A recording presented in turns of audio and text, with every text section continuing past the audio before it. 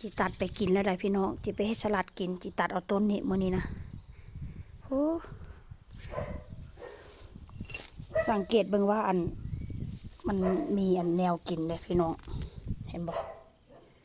มีแนวกินจิตัดเอาไปให้สลัด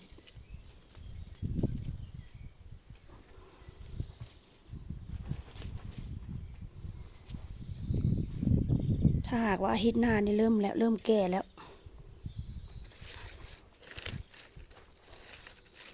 น้าบอกว่าตัดต้นนี้เด้อว่าซั่น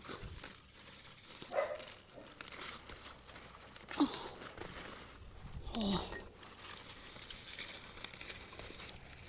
โอ้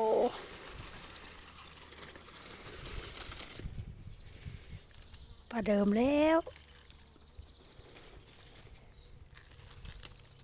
มันก็สามารถออกได้อยู่แต่ว่าอันสามารถอันแตกออกได้อีกแต่ว่า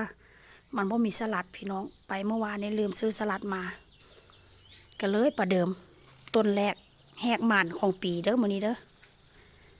เฮ็ดสลัดกิน